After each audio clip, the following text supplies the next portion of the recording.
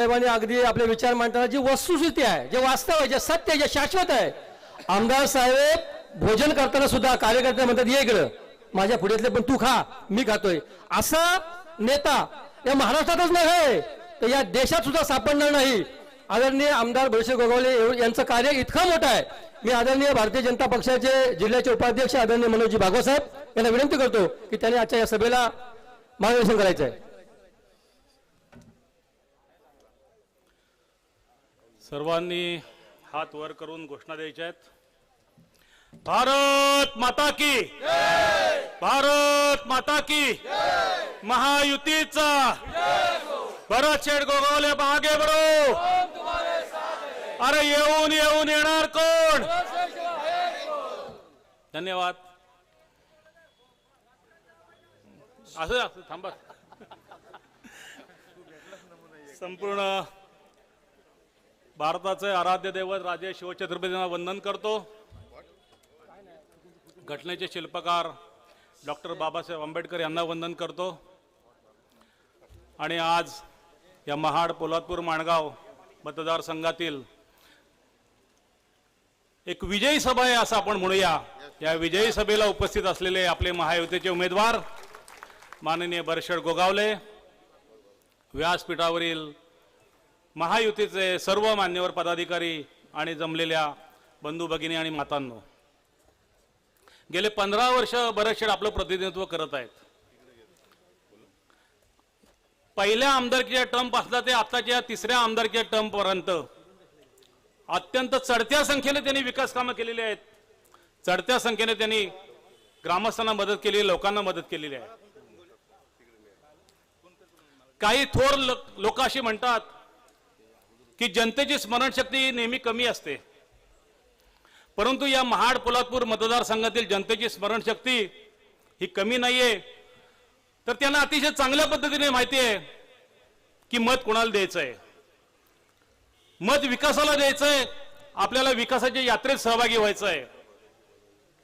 बऱ्याचशा 3 टर्म पैकी 2 टर्म सोडून द्या, परंतु मागच्या 5 वर्षाची जरी आठवण करा, आपण जेव्हा मतदानाला जाऊ तेव्हा या 5 वर्षापैकी ज्या वेळेला ते पहिल्यांदा आमदार झाले या तिसऱ्या टर्म मध्ये, आणि या जगावर महामारीचं संकट आलं, कोरोना काळ आला, परंतु त्या काळात सुद्धा अनेक नेते जे स्वतःला खूप मोठे समजतात ते घरात बसून होते, साधे मंत्रालयात सुद्धा जात नव्हते मुख्यमंत्री असताना सुद्धा. परंतु देवेंद्र फडणवीस साहेब, प्रवीणजी दरेकर, एकनाथजी शिंदे आणि बळीराम आपले हे पायाला भिंगरी लावून प्रत्येक ठिकाणी फिरत होते. जिथे समोरचा माणूस एकमेकाशी भेटायला घाबरत होता तिथे प्रत्येकाला धीर देत होते. का त्यांना त्यांच्या जीवाची भीती नव्हती? याचं कारण असं की ते जनसामान्यांचं नेतृत्व आहे. सोन्याचा चमचा तोंडात घेऊन जन्माला आलेलं नेतृत्व नाही. जनसामान्यांच्या वेदना काय आहे ते त्यांना चांगलं माहिती आहे. आणि म्हणून कोरोना काळामध्ये कुठल्याही प्रकारची भीती न बाळगता सर्वसामान्यांना धीर दिला, त्यांच्या उपचाराची सोय केली. कुठल्याही प्रकारचा ते धर्म बघितला नाही, जात बघितली नाही, काही बघितलं नाही. 2021 ला पूर आला. त्या पुराच्या वेळेला सुद्धा सगळ्यात पहिल्यांदा धावून गेले ते बळीराम गोगावले. आणि या संपूर्ण महाराष्ट्रातून या आपल्या भागामध्ये महायुतीच्या नेत्यांनी, वेगवेगळ्या महायुतीच्या संस्थांनी अक्षरशः मदतीचा महापूर आणला इथे. त्यावेळेला सुद्धा लोकांच्या घरात एवढी घाण झाली होती, पुराचं पाणी शिरलेलं होतं. 15 दिवस महाड आणि पोलादपूर या ज्या ज्या घरांमध्ये, संपूर्ण महाड शहरच होतं, पोलादपूर मधली जवळजवळ 150 घरं होती. आणि त्या 150 घरांमध्ये भारतीय जनता पक्षाने 2 टाइम तयार केलेलं अन्न पोहोचवण्याचं काम केलं. वेगवेगळ्या ठिकाणाहून जो मदत निधी आला, जी सामुग्री आली, ते प्रत्यक्ष त्याचे पिशव्या बांधायचं काम सुद्धा बळीराम यांच्या सौभाग्यवतीने केलेलं आहे. याचं कारण का? तर त्यांना सामान्यांच्या वेदनेची जाणीव आहे. परंतु असं असताना सुद्धा लोकसभेला खोटे नेरेटिव्ह पसरवले गेले आणि त्या खोट्या नेरेटिव्हचा आपल्याला फटका बसला आणि आपलं मताधिक्य घटलं. परंतु माझं या व्यासपीठावर जाहीर आव्हान आहे, देशातलं सोडून द्या, महाराष्ट्रातलं सोडून द्या, या महाड, पोलादपूर, माणगाव, भरतशेठच्या मतदारसंघातील असं एक कुटुंब आहे का, मुसलमान कुटुंब, की जे पिढ्यानपिढ्या इथे वास्तव्याला आहे, अनेक वर्ष इथे आहे, इथे जन्मलेले आहेत, त्यांना या सीए कायद्याचा फटका बसला, त्यांना पोलिसांना बोलवलं गेलं, त्यांना त्यांचे कागदपत्र दाखवायला सांगितले. असं एक कुटुंब असेल तर सांगा. परंतु खोटं पसरवलं गेलं, कारण हा कायदाच मुळात इथल्या मुस्लिमांविरोधात नाहीये. संविधान, तेच संविधानाचं, ज्या संविधानाचा सन्मान सगळ्यात जास्त महायुतीने केला. नरेंद्र मोदींनी तर पंतप्रधान पदाची शपथ घेताना संविधानाची प्रत डोक्याला लावली.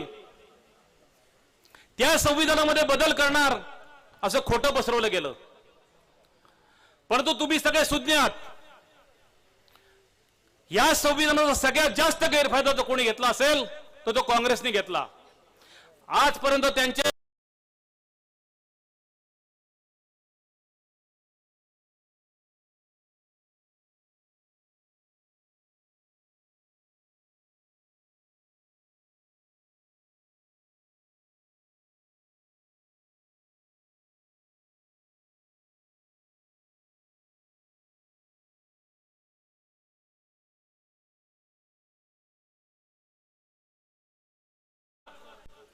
त्यांचे नेते राहुल गांधी येऊन गेले आणि त्यांनी नेहमीप्रमाणे संविधानाची प्रत अशी एक छोटी प्रत अशी फटकावली की मी संविधानाचा आदर करतो म्हणून.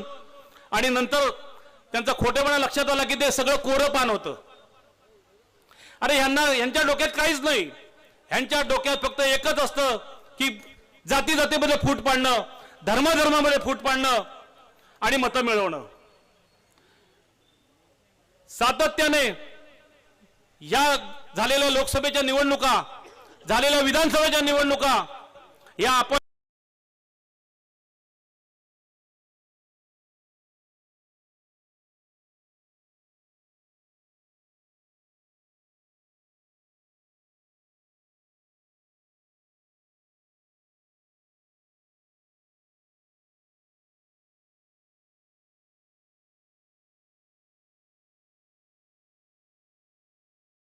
पोलादपूर तालुका, पोलादपूर शहर हे नक्कीच धनुष्यबाणाच्या पाठीमागे उभे राहील.